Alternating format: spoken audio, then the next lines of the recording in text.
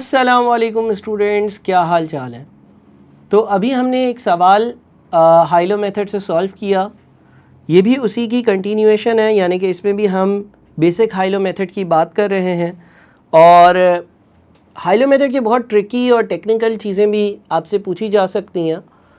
लेकिन इसको अगर मैं बिल्कुल बेसिक लेवल पर डिस्कस करूं तो मैंने अभी एक एग्जांपल करी थी, उम्मीद है कि आपने वो देखी होगी, सुनी होगी, समझी होगी, आपको बातें क्लियर हुई होंगी। इसी सवाल को सॉल्व करने का एक तरीका साइमल्टेनियस इक्वेशंस वाला भी है और वो भी आप लोगों को पता होना चाहिए, आना चाहिए। लिहाजा अब मैं साइमल्टेनियस इक्वेशंस वाला जो मेथड है ना वो यहाँ पर कर रहा हूँ। सो साइमल्टेनियस इक्वेशंस वाला हम मेथड करते हैं और देखते हैं कि साइमल्टेनियस इक्वेशंस वाला मेथड जो है ना उसको कैसे यूज़ किया जाएगा और इस सवाल को सॉल्व किया जाएगा।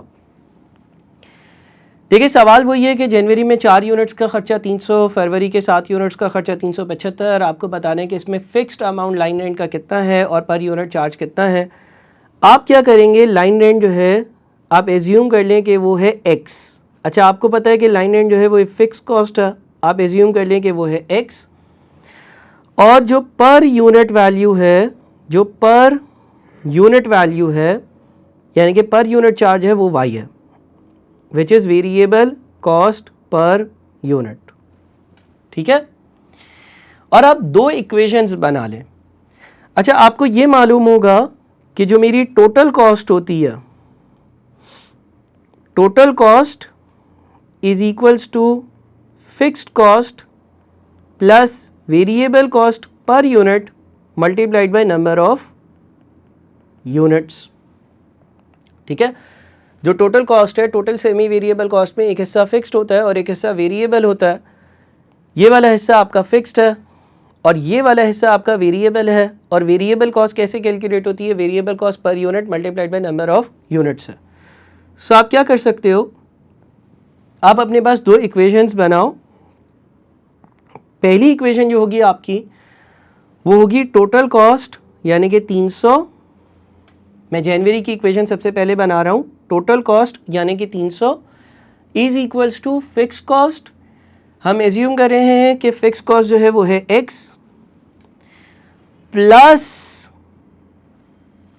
Variable cost. अच्छा, अब वेरिएबल कॉस्ट कैसे आएगी, जब 300 का बिल आया था जनवरी में तो यूनिट्स थे 4 और हम एज्यूम कर रहे हैं कि वेरिएबल कॉस्ट पर यूनिट है y। सो हम यहाँ पर लिखेंगे 4 मल्टीप्लाइड बाई y जो है वो वेरिएबल कॉस्ट पर यूनिट है, मल्टीप्लाइड बाय 4 से टोटल वेरिएबल कॉस्ट आ गई और फिक्स कॉस्ट x है, इन दोनों को ऐड किया तो 300 आ जाता है। ये मेरा पहला इक्वेशन होगा। दूसरा इक्वेशन जब हम बनाएंगे फैब का तो हम लिखेंगे 375, टोटल कॉस्ट 375 है, इज इक्वल्स टू x, क्योंकि total cost is equals to fix cost plus variable cost per unit multiplied by number of units. So fix cost है x। फैब का जब बिल आया था तो 7 यूनिट्स थे तो 7 इंटू वाई जो है वो मेरी वेरिएबल कॉस्ट पर यूनिट होती है। सो हमारे पास ये दो इक्वेशंस आ गई और हमने ये दो इक्वेशंस इस की मदद से बनाई हैं, एज्यूमिंग कि मेरी फिक्स कॉस्ट x है और मेरी जो वेरिएबल कॉस्ट पर यूनिट है ना वो y है। अब जब हमने ये दो इक्वेशंस बना ली तो हम इन इक्वेशंस को करेंगे सॉल्व। अच्छा जी, सॉल्व कैसे होगा, सॉल्व करने के लिए आप पहली इक्वेशन जो है इसमें अगर x को राइट साइड पर रखें तो प्लस 4y जो सीधे हाथ पर है वो उल्टे हाथ पर आएगा और ये हो जाएगा 300 माइनस 4y। यानी कि x को आपने एक तरफ रख दिया और बाकी सारी चीज़ें दूसरी तरफ ले आए, या इसको हम यूँ भी लिख सकते हैं x is equals to 300 minus 4y।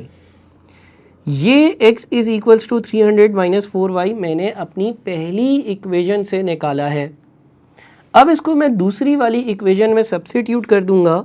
मेरी दूसरी इक्वेशन है 375 is equals to x plus 7y।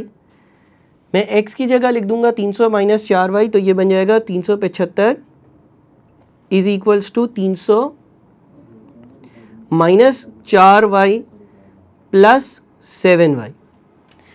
अब ये जो 300 है वो इक्वल्स टू के राइट साइड से लेफ्ट साइड पर जाएगा तो 375 में से माइनस होकर 75 रह जाएगा।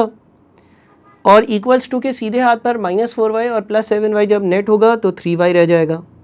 तो आपका जो y होगा वो होगा 75 डिवाइडेड बाई 3, यानी कि आपका y जो है ना वो बन जाएगा 25। और y क्या एज्यूम किया था आपने? Variable cost per unit. So आपने दो इक्वेशंस बनाकर उनको साइमल्टेनियसली सॉल्व कर और y की वैल्यू निकाल ली 25 रुपये, जो आपकी वेरिएबल कॉस्ट पर यूनिट है, क्योंकि आपने y एज्यूम किया था कि मेरी वेरिएबल कॉस्ट पर यूनिट होगी y। आपने पहली इक्वेशन से x निकाला, x in terms of y आया, उसको दूसरे में सब्स्टिट्यूट किया और सारी चीज़ें मैंने आपके सामने स्टेप बाय स्टेप करी। अब आपकी जब वेरिएबल कॉस्ट पर यूनिट या y की वैल्यू आ गई तो x की वैल्यू बड़े आराम से आ सकती है। आपको ये मालूम है कि x जो है ना वो 300 - 4y के बराबर है। x जो है वो 300 - 4y के बराबर है।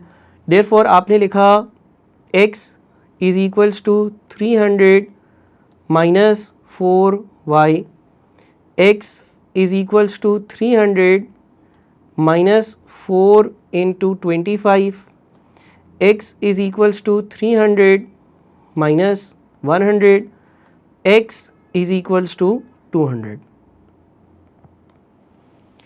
ये आपका x का आंसर आ गया, यानी कि आपकी फिक्स्ड कॉस्ट भी आ गई। सो इस तरह से हमने अपना basic high low method cover करा।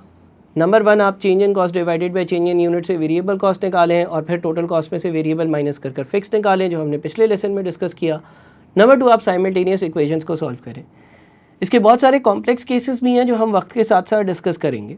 अच्छा, यहाँ पर एक और चीज़ ऐड कर दूँ, ऐसा भी हो सकता है कि आपका सवाल ये इन्फॉर्मेशन दे, बोले जनवरी के 4 यूनिट्स का खर्चा 300 था, फरवरी के 7 यूनिट्स का खर्चा 375 था। फिर आप इस इन्फॉर्मेशन को यूज़ करते हुए वेरिएबल कॉस्ट पर यूनिट और फिक्स कॉस्ट दोनों निकाल लें, जैसे हमने निकाली, चाहे इस मेथड से चाहे ऊपर वाले मेथड से। और लेट से आपको सवाल ये पूछ ले कि मार्च में अगर कंपनी 8 यूनिट्स या मार्च में 9 यूनिट्स या लेट से मार्च में जो है वो अगर कंपनी 12 यूनिट्स इस्तेमाल करेगी तो इसकी कॉस्ट क्या होगी। इस तरह का कोई सवाल आपसे पूछ लिया जाए तो मुश्किल बात कोई नहीं है। जब आपने वेरिएबल कॉस्ट पर यूनिट और फिक्स कॉस्ट निकाल ली तो आपको पता है कि टोटल सेमी वेरिएबल कॉस्ट में एक हिस्सा फिक्स्ड होता है। अगर मैं मार्च में 12 यूनिट्स बिजली की इस्तेमाल करूंगा तो 200 रुपये तो मुझे देने ही देने हैं, हर हाल में देने हैं, वो तो माफ़ है ही नहीं। और मुझे 12 यूनिट्स के 25 रुपये के हिसाब से वेरिएबल खर्चे भी पे करने होंगे। तो 12 × 25 जो है वो हो जाता है आपका 12 × 10 10 × 25 250 होता है और 2 × 25 जो है वो 50 होता है, तो 300। तो आपका आंसर आ जाएगा 500। उम्मीद करता हूँ कि आपको बातें समझ में आई होंगी। अच्छे से हर चीज़ को नोट करिएगा और फिर आगे अगले लेसन पर बढ़िएगा। अपना बहुत ख्याल रखिएगा। Thank you so much. अल्लाह हाफ़िज़।